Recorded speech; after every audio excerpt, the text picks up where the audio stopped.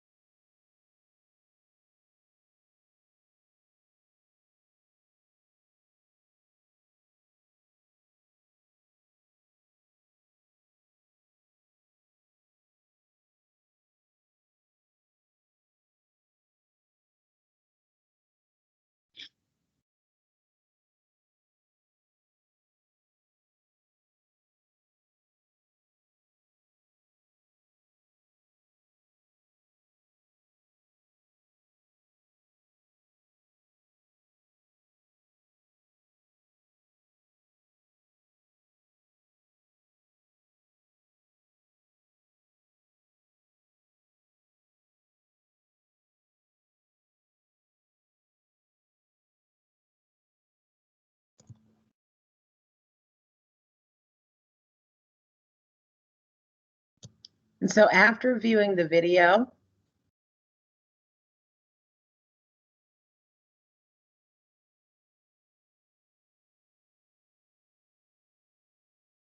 what ways do you use to protect yourself from the sun?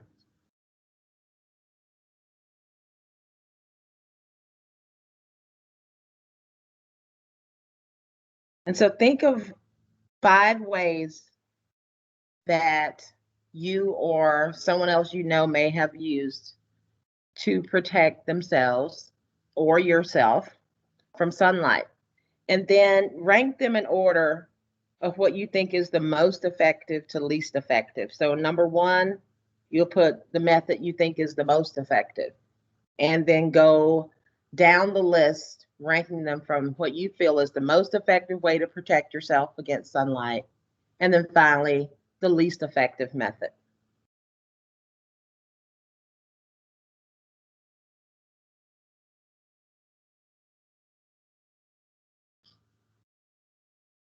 And so when we think about sunlight, sunlight is very, very necessary. It provides energy for plants so that they can make their own food. The energy from the sun is the catalyst for the reaction we know as photosynthesis. Without sunlight as a catalyst, then the plants would never be able to make their own glucose, their own food, because the reaction would just happen too slow without the presence of sunlight. And so therefore the plants would die because the reaction would be so slow without the sunlight. And in turn, we would die because we need the plants to give off oxygen that we take in. So therefore, the sunlight is very, very important for plants so that they can perform photosynthesis reactions, which produces their food. And we also know that sun provides vitamin D, a very necessary nutrient. And also, the sun keeps the earth warm enough to sustain life on earth as we know it. So sunlight is very important, but sunlight also contains potentially dangerous radiation. And that radiation is potentially dangerous because it can cause things like sunburns, skin cancer, as well as eye damage if we do not protect ourselves. And so, using the chat box, or you can use your microphone, uh, give us some items that you put on your list as far as methods or ways that you would protect yourself from sunlight. Anyone want to share their list, their ranking from number 1 to number 5?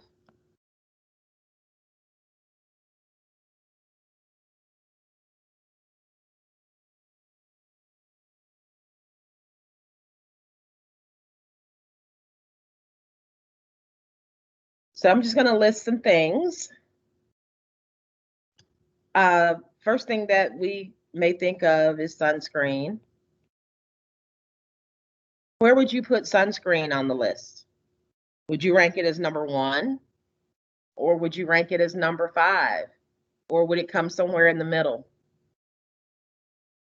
Okay, Destiny shared her list. She would rank sunscreen at number 1, hats at number 2, and umbrellas. Umbrellas. See, I didn't think about the umbrella. Umbrellas is number 3. Whitney, proper clothes. So, Whitney, your way is actually number 1.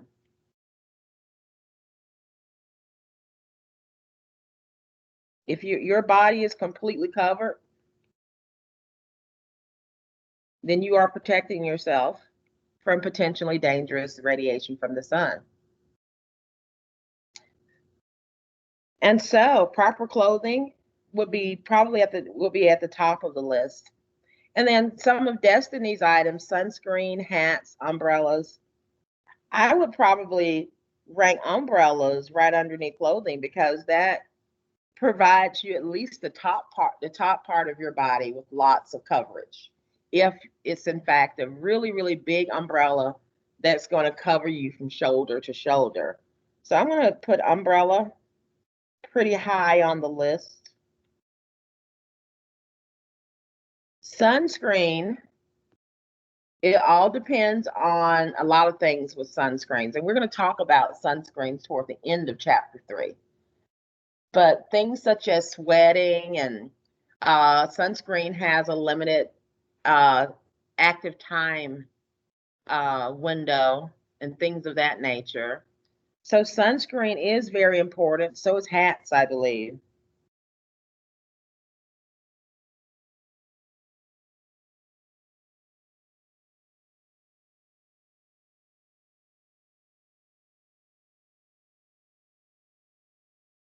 And also UV protection sunglasses.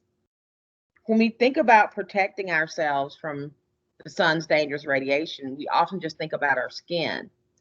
But our eyes are also very susceptible to damage from the sun. So it's important to also protect your eyes, and especially if your head is bald, hats are very, very important in protecting that sensitive skin on your head as well. And so um, you may have come up with a different ordering of these things, but if you have these 5 things on your list, then these are the 5 main ways that you can protect yourself from the sun.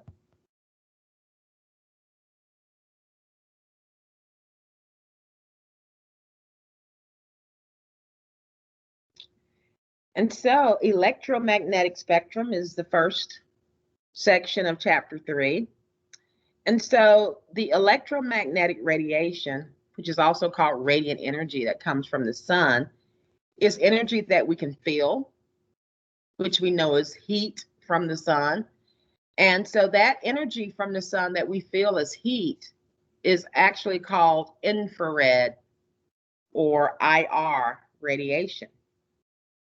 Electromagnetic radiation also includes energy that we can see in the form of visible light. But there is also some invisible forms of electromagnetic radiation that we can't see or feel. And those things are ultraviolet radiation, X-rays, gamma rays, microwaves, and radio waves.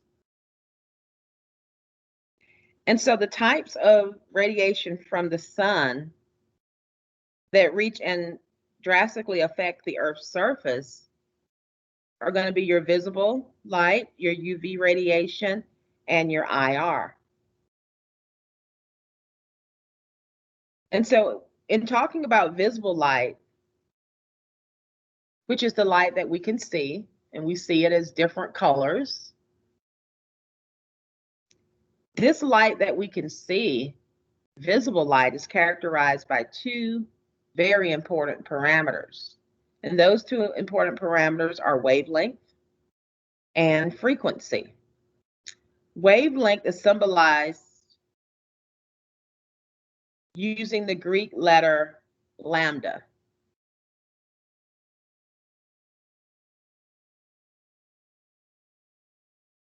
Frequency is symbolized using the Greek letter nu, which looks like an italicized lowercase letter v. So lambda is the Greek letter symbol for wavelength, and nu is the Greek letter symbol for frequency. And these two parameters are used to describe visible light, and also used to describe all forms of electromagnetic radiation, including visible light. So wavelength is the distance that is traveled between two successive wave peaks, and therefore wavelength is described in length units. The two main units that you'll see wavelength being expressed in are meters and nanometers, but you can also express wavelength in other length units as well, like centimeters and micrometers, so on and so forth. Frequency is the number of waves that will pass a fixed point in a time period of 1 second. And so frequencies units are the per second, how many waves per second. So the per second unit, which is also seconds raised to the -1 power, that's the form of the unit that I always use. This second to the -1 power unit is also equivalent to a hertz. So 1 hertz is equal to 1 per second.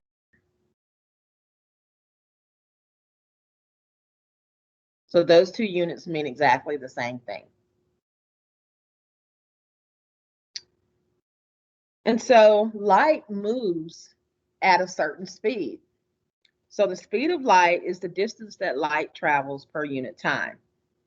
And the speed of light is constant. It is fixed within a given material like air. And so the speed of light is symbolized with the lowercase letter c. And c is equal to 3.00 times 10 to the 8th. And the units for speed is distance per time. So the System International or metric system unit for speed of light is the meter per second. And so the two major parameters used to describe electromagnetic radiation, wavelength and frequency, they are inversely proportional to each other. And so the speed of light, c, being equal to 3.00 times 10 to the 8th meters per second, is equal to the wavelength times the frequency. So therefore, wavelength is equal to the speed of light divided by the frequency. And frequency is the speed of light divided by the wavelength. So now we can see mathematically why wavelength and frequency are inversely proportional to each other. Because in relationship to wavelength, the frequency is in the denominator. Also in relationship to frequency, wavelength is in the denominator. So therefore, as the wavelength increases, the frequency decreases. As the frequency increases, the wavelength decreases. They are inversely proportional to each other.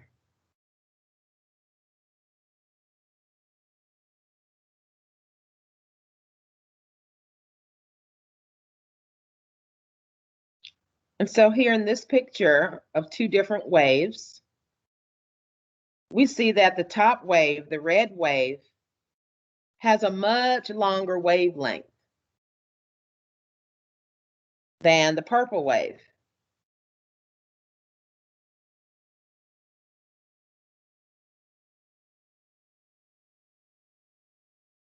And so if these wave patterns represent a time period of 1 second, then for the red wave, we have 1, 2, 3 peaks. So we have 3 waves per second. So therefore, the frequency is 3 seconds to the minus 1, or 3 per second, 3 waves per second. However, in the purple wave pattern, you've got 1, 2, 3, 4, 5, 6 waves per second, meaning that your frequency is 6 per second. So even though the red wave has a longer wavelength, frequency being inversely proportional, that means that the frequency of the red waves are going to be smaller than the frequency of the purple wave. So the shorter the wavelength, the higher the frequency. The longer the wavelength, the lower the frequency. Those two are inversely proportional to each other. And so we said that the electromagnetic spectrum consists of electromagnetic radiation that we can feel in the form of IR radiation, that we can see in the form of visible light, but then there's also several other types of electromagnetic radiation that are invisible. So the electromagnetic spectrum is the entire spectrum of sunlight. And it represents a continuum of waves based on their differences in wavelength and frequency. And so these types of radiation, they differ only in their respective wavelength and frequency. And so this picture shows us the 7 different types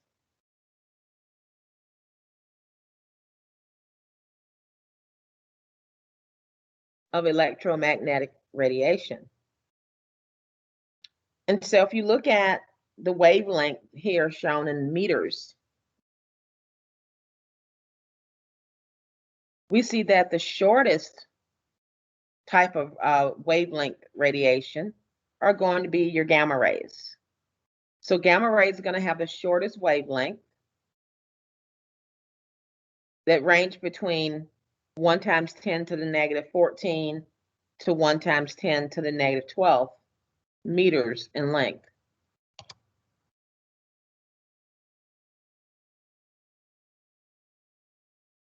So these have the shortest wavelength. So that means they have to have the highest frequency. And then moving to the other end, you have your radio waves. Radio waves have a wavelength that range between 1 and 100 meters. So radio waves have the longest wavelength and therefore the lowest frequency. And so between those two extremes, the next to the longest type of electromagnetic radiation type of wave are the microwaves. Microwaves wavelength will be about 1 times 10 to the negative 2 meters. And then next to that, you have your IR, which is on the range of 1 times 10 to the negative 5th meters. And then your visible light. They are on the order of 1 times 10 to the negative 6, in between 1 times 10 to the negative 6 and 1 times 10 to the negative 7 meters. So this is an expanded view of visible light in units of nanometers. Visible light ranges from 400 to 700 nanometers in wavelength. And so with the visible light, the different colors, they have different wavelengths. So on the high wavelength end of the visible spectrum, 700 nanometers, you have your red light. Then on the other extreme end, on the low end of 400 nanometers, you have your purple or your violet.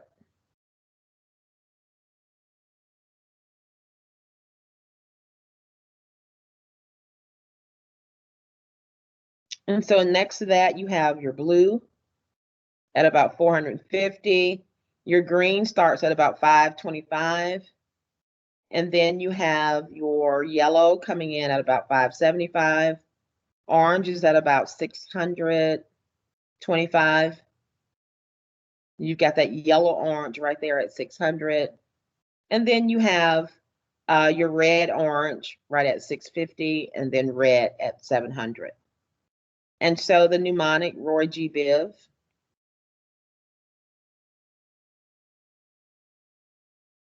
kind of gives you your order from 700 to 400.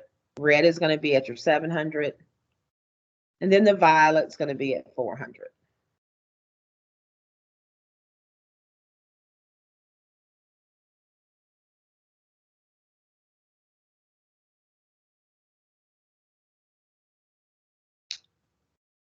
And then next to the visible at about 1 times 10 to the 8th meters in wavelength is your UV. And then X-rays come in at about between 1 times 10 to the negative 9 and 1 times 10 to the negative 10 meters.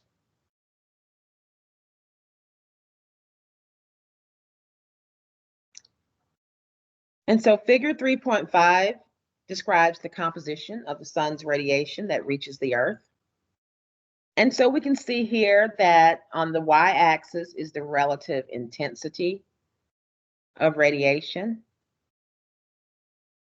We've talked about wavelength and frequency.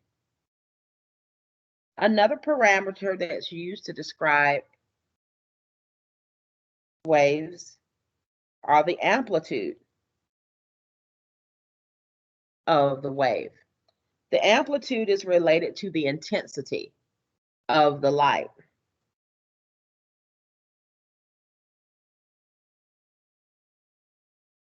And it's usually used to describe visible light. Amplitude is basically the height of the wave.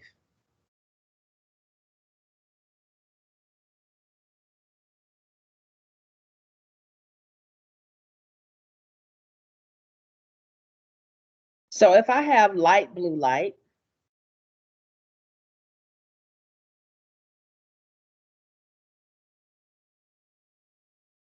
and I want to compare it to dark blue light,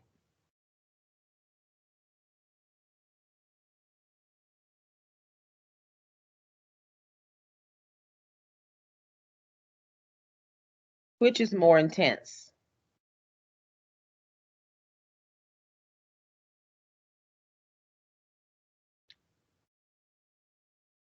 And do they have the same wavelength, and frequency.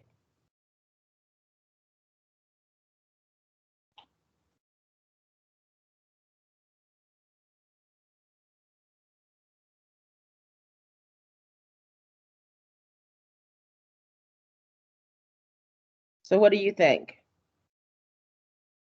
Which type of light is going to be more intense or have the greater amplitude? Would it be the light blue light or the dark blue light? Think about the color. Because the light blue will shine brighter than the dark blue. Well, actually, it's the opposite. The deeper the color, the more intense the absorption of light. So therefore, the dark blue light would actually have a wave that is higher in height or higher in amplitude than the light blue light. The intensity of the color increases with the deepness of the color. So therefore, it's going to be the light blue light that's going to have a smaller height or amplitude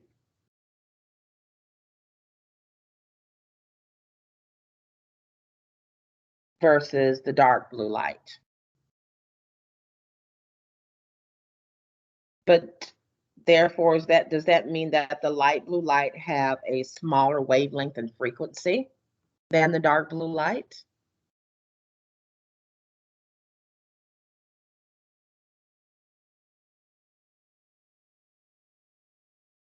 The answer to that is no. Their wavelength and frequency will not be different. They're going to have the same wavelength and frequency.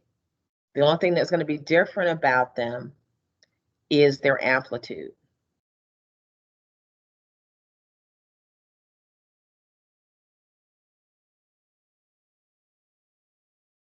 So amplitude relates to the height of the wave, and it's a measure of the intensity of the light. And so if we want to compare the different colors of light to each other as far as intensity, blue or violet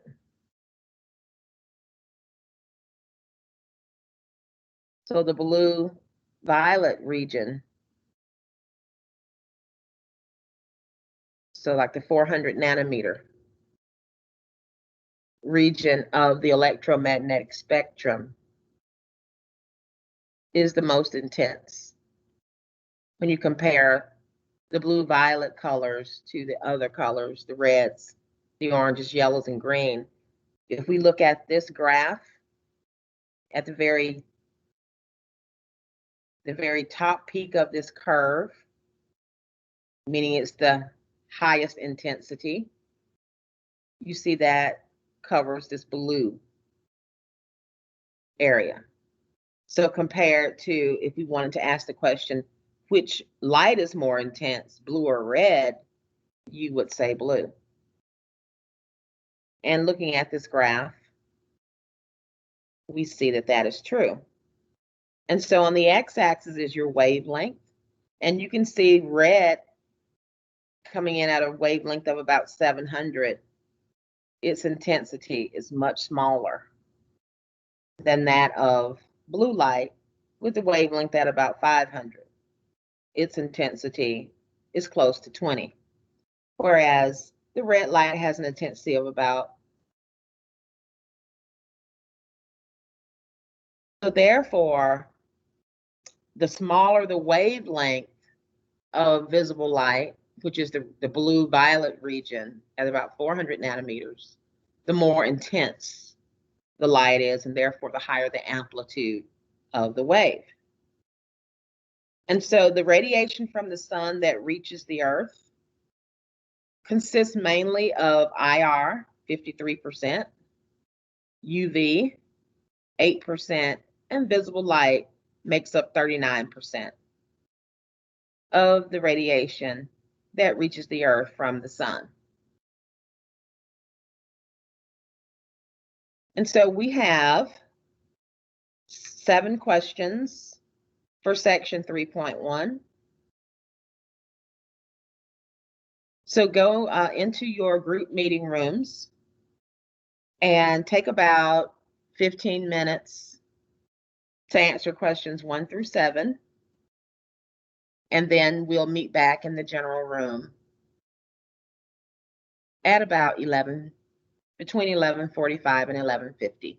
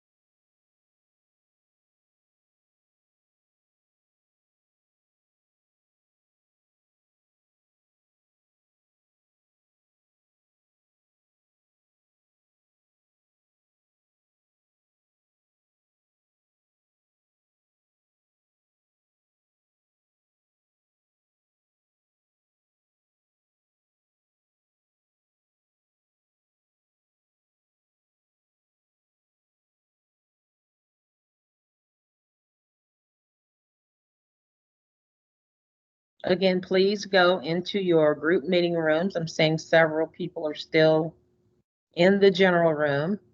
Make sure that you go into your group meeting rooms to compare your answers as well as discuss the questions with your group members and to collaborate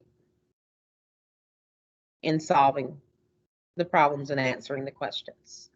So do please go into your group meeting rooms.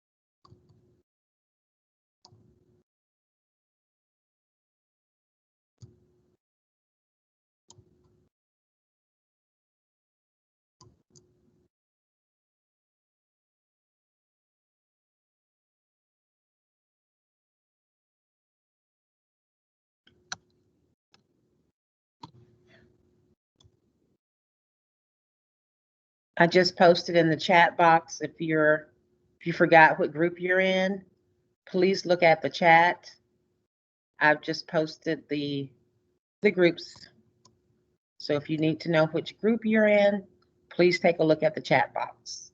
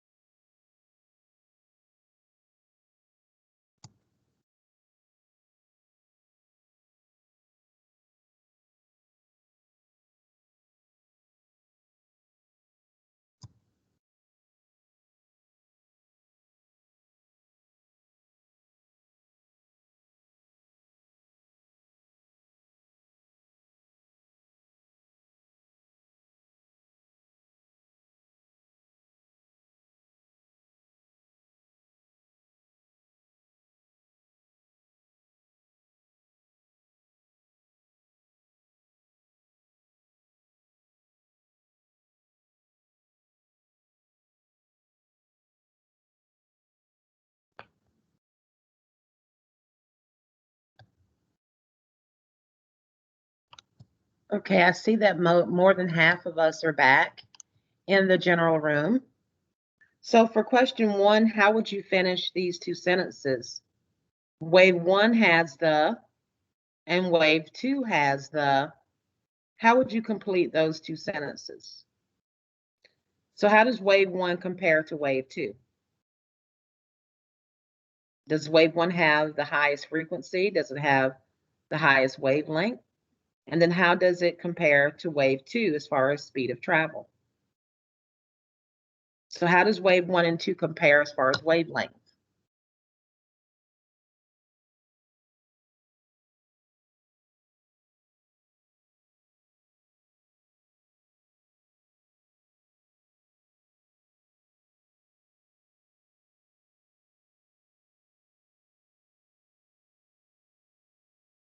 So wave 1 definitely has the longer wavelength.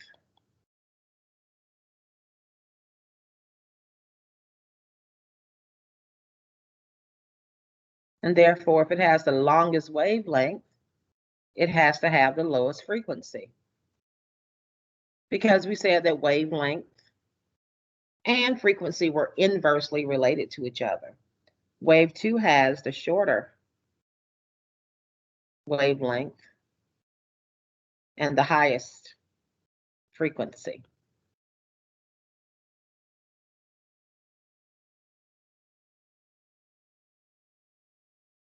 What about speed of travel?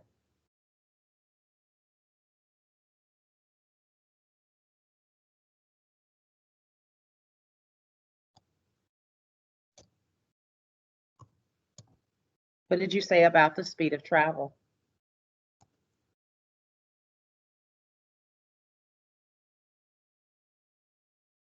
Is one greater than the other?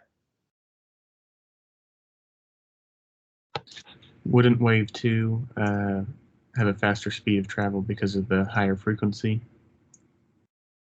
What is the speed of travel? Isn't that the same as the speed of light? And what did we say about the speed of light?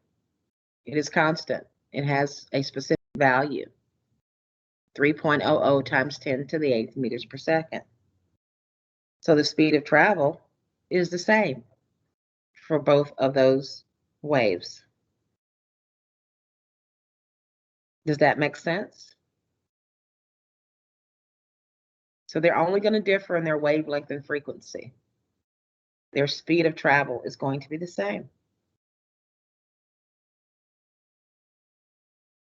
Any questions about number 1?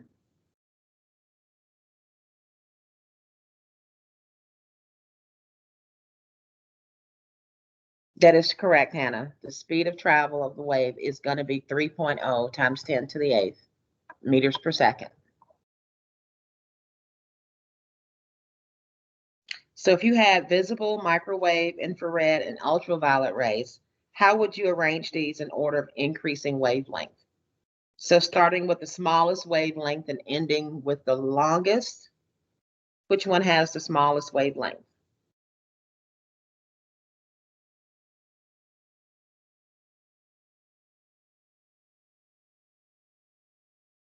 UV will have the smallest, and microwave will have the longest. Next to UV is visible. Thank you, Elin. And then IR, and then microwave are the longest. So, Elin, how would I arrange these in order of increasing frequency, Elin? Would it be the opposite?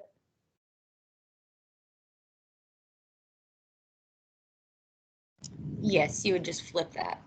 Very good. Microwave would be the smallest frequency. UV would be the highest frequency.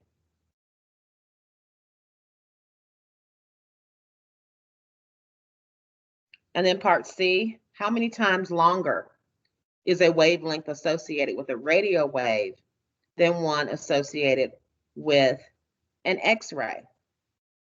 So going back to our spectrum, radio wave, let's say we go right in the middle there and say this is 10, or 1 times 10 to the 1. And then comparing a radio wave with an X-ray, So let's put the X-ray at 1 times 10 to the negative 9. So if we compare those two, when we make comparisons, we can always do a ratio, which is just a fraction. So 1 times 10 to the 1, that's your radio wave in meters. And the X-ray, about 1 times 10, what did we say, to the negative 9 meters. And then we do the math.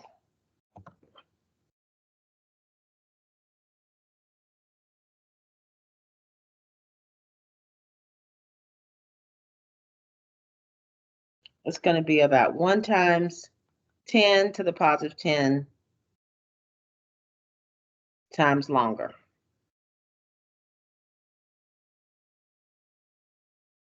Of course, those meter units will cancel each other out. So that's a lot longer. 1 times 10 to the 10 times longer. Any questions about part C? For question 2, we need to specify the region of the electromagnetic spectrum where each of the types of wavelengths of light are found. And so to do that, we need to compare, we need them to have the same units, and they don't. You've got centimeters, micrometers, and millimeters. In our picture of the electromagnetic spectrum, the wavelengths are shown in meters. So we need to convert all of these wavelengths to meters. So in converting them to meters, what regions do these represent? So what about 2 times 10 to the negative 2 meters? What area of the electromagnetic spectrum does that represent?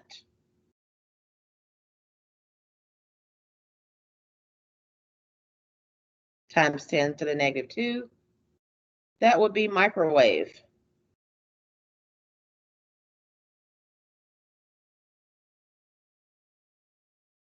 What about times 10 to the negative 5th region?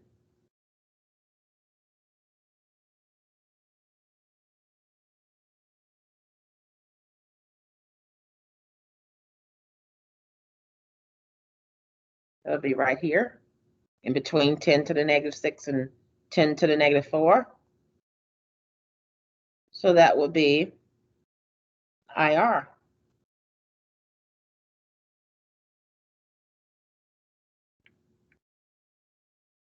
And then on the order of 10 to the negative 1, that would also be microwave.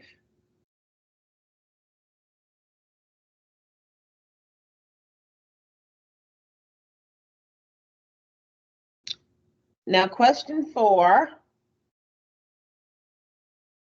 If you tried to answer this problem just by punching in numbers in your calculator without writing the question down, as far as writing down and showing your work, you probably got this one wrong.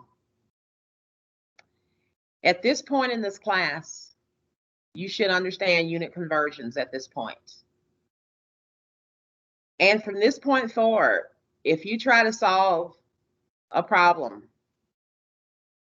and if that problem involves you converting units within that problem, and you try to solve it just by punching in numbers in your calculator without actually showing your work, then chances are you're going to get the answers wrong.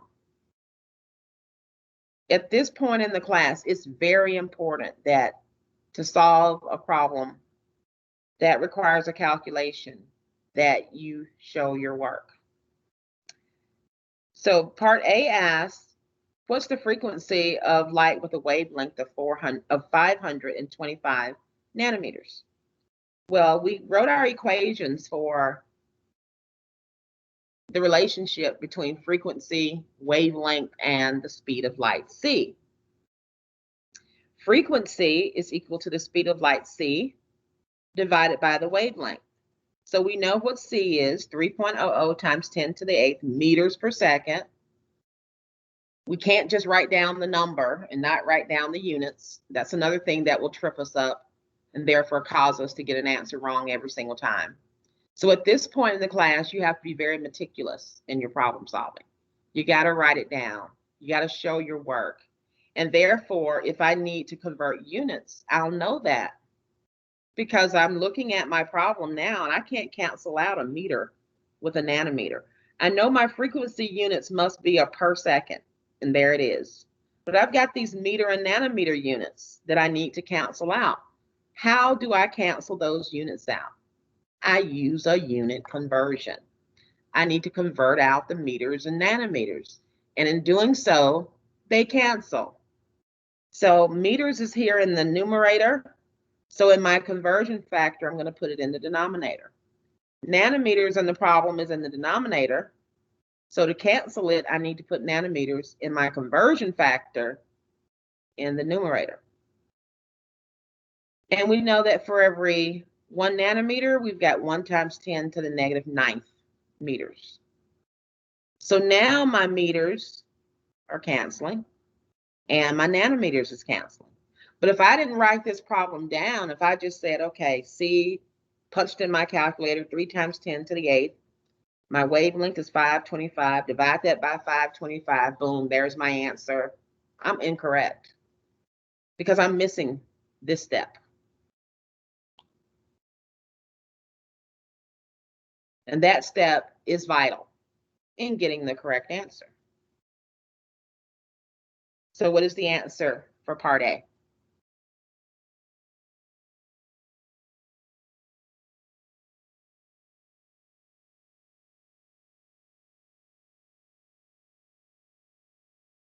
Any answers for part A?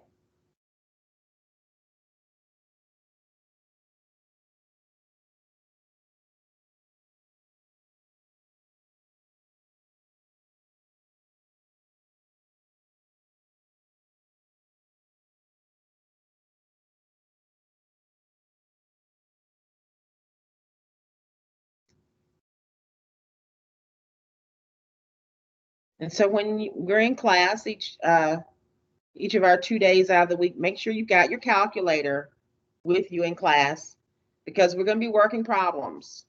And I expect some feedback. Even though we're not on ground, I still expect us to be doing an active learning type format, that we're working the problems ourselves. And then we're being an active part of the conversation as well. And so that's how you're going to get the most out of lecture, is actively participating. So I got an answer of 5.71 times 10 to the 14th. And the units are seconds to the -1 for our frequency units.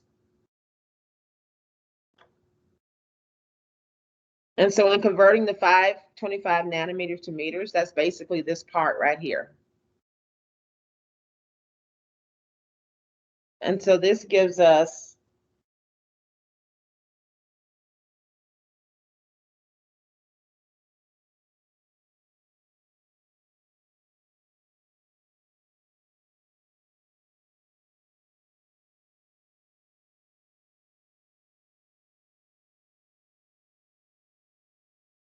(5.25 times 10 to the -7 meters. And so for part B, how many waves of green light would pass through a fixed point in 1 minute?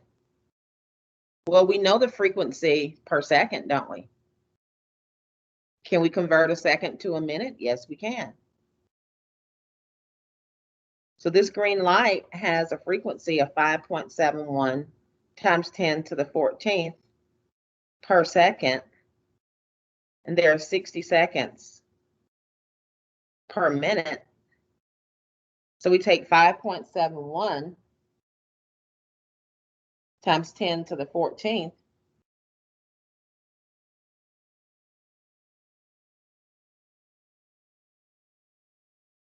And we simply multiply by 60.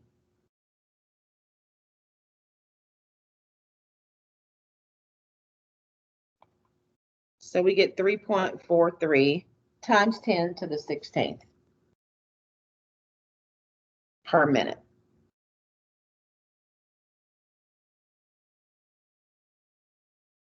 So that's the number of waves that will pass through a fixed point in 1 minute. So we talked about amplitude is the height of the wave.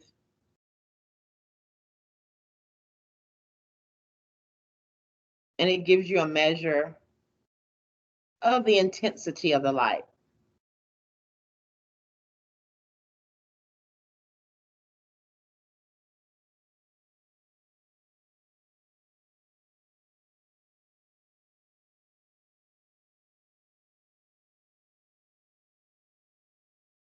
And amplitude affects neither the wavelength or the frequency.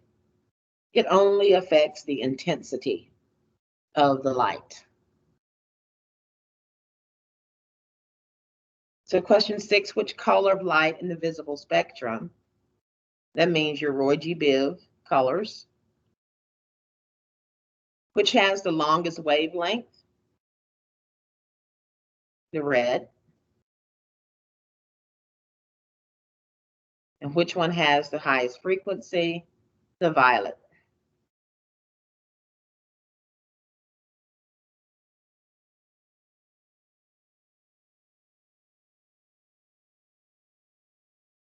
And so in figure 3.5, IR is the type of radiation that comprises the greatest portion of energy from the sun, and the type of radiation that's the most intense or has the greatest amplitude is going to be visible light, and more particularly violet light.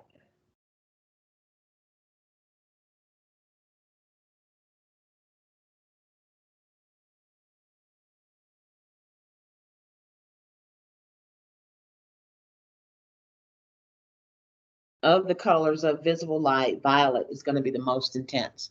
But comparing visible light to the other types of electromagnetic radiation, we see this relative intensity peak between 400 and 700 nanometers, which is our visible light range. So if you compare visible light to IR or UV or radio waves, so on and so forth, your visible light is going to have the most intense or higher amplitude light. And if you're comparing those colors within the visible spectrum, the violet is going to be the most intense versus the other colors.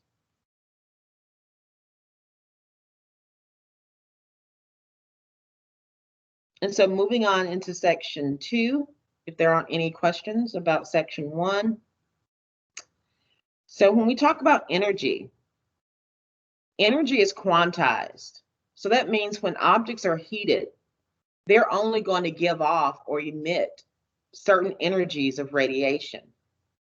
So the energy of the different types of electromagnetic radiation, those energies are distributed in a non-continuous way.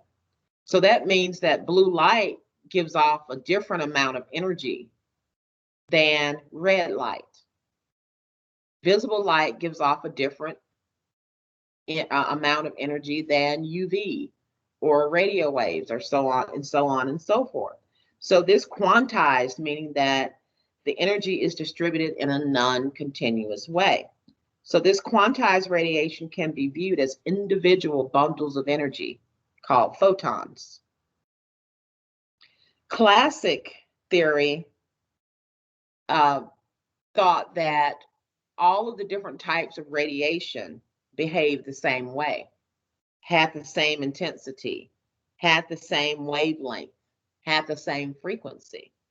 But years and years later, in the development of quantum theory, it was found out that different types of radiation have different intensities and therefore different energies as well, because of the fact that different types of electromagnetic radiation have different wavelengths and different frequencies. So if they have different wavelengths and different frequencies, they have different energies and therefore also different intensities. And so in taking a look at this graph here, we see the red light, green, and blue light based on the newer models. We see that of the three, the blue light has the highest intensity compared to green and red. And of course, we know they have different wavelengths. And also, we saw that the blue light gets the hottest, 5,000 K versus 4,000 and 3,000 K. So not only is the blue light more intense than the red or the green, the blue light gets hotter at its most intense point. So at its most intense, green light is only 4,000 K, whereas at its most intense, blue light is 5,000 K. And so therefore, when you heat an object, it's going to emit a certain amount of energy based on its intensity, as well as based on its wavelength and frequency. And so with the new discoveries, it was therefore concluded that light not only behaves like a wave, just as they thought with the classical theory, but light also can be seen as these individual packets of energy, these photons, because depending on the nature of the electromagnetic radiation, and then in particular within the visible spectrum, the different colors of light, you're going to get a different intensity because of the difference in wavelength and frequency, and therefore different energy, amounts of energy will be emitted. And so the energy of radiation, therefore, is related to its wavelength and frequency. So we have these two new equations relating energy to wavelength and energy to frequency. Energy is equal to H times C divided by the wavelength. C, of course, is our speed of light, 3 times 10 to the 8th meters per second. This H is a new constant called Planck's constant. And it has a value of 6.626 times 10 to the negative 34 joule seconds. The joule is the metric system unit for energy.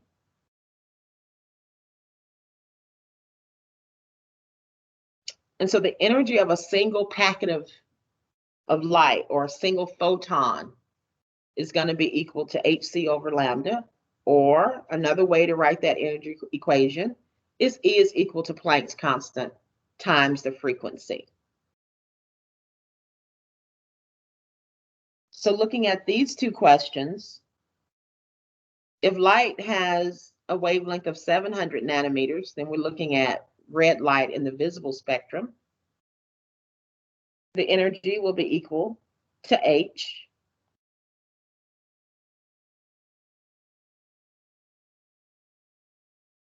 times C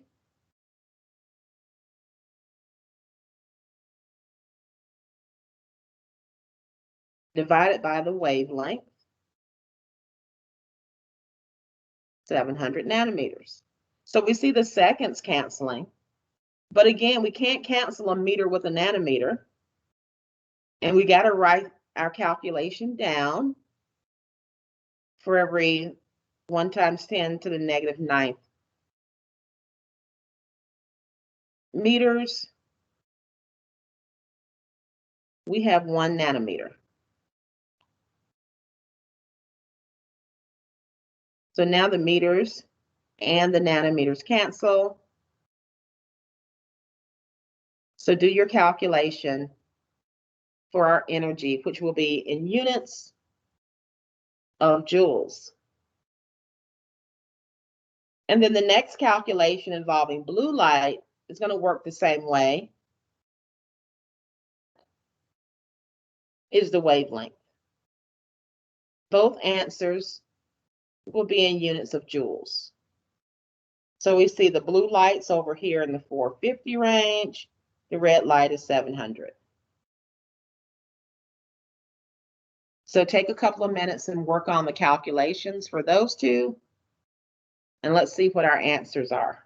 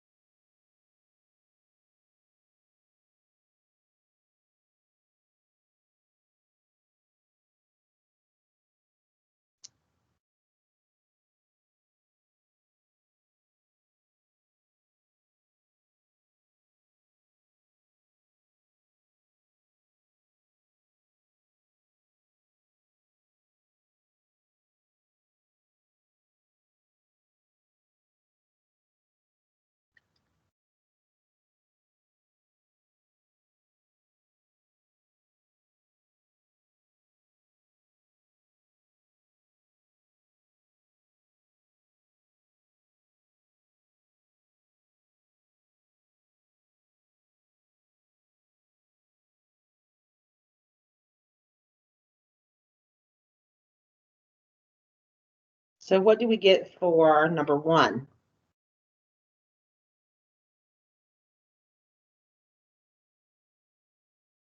Anyone have an answer for number 1?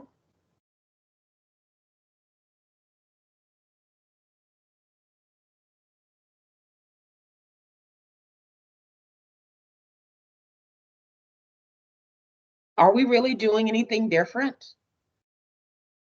We're putting values into equation, and we're now applying the concept of converting units. And we're going to be doing this all semester long. That's why we covered converting units in the first chapter. And we can't just throw that away and forget we ever learned it. We now have to apply it.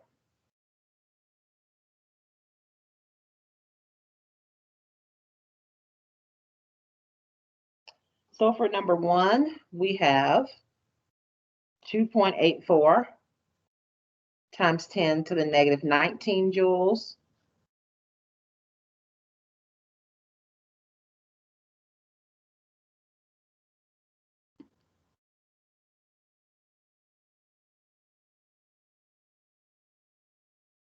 And then for number 2, we have 4.42 times 10 to the negative 19. So do our answers make sense when you compare the energy for the red light versus the energy for the blue light? Which one did you expect to have the higher energy, red or blue?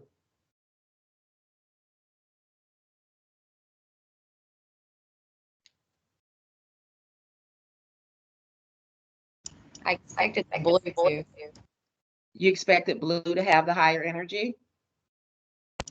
Yes, Why?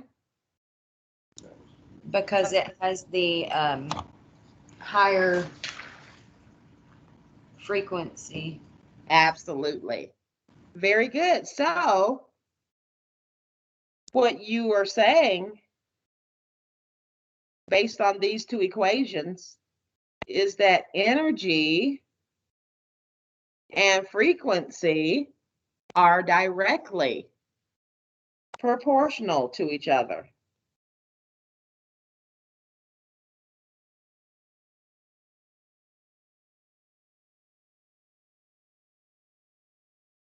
Yay, I kind of understand. Good. And what you're also saying is that energy and wavelength are indirectly proportional. The longer the wavelength, the smaller the energy. So red light has a longer wavelength than the blue light, and therefore the red light has the smaller energy compared to the blue light.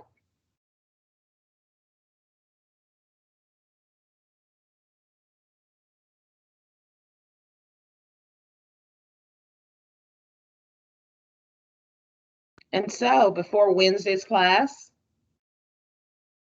I want you to have number 3 answered, and we'll start there and talk about your answer for number 3.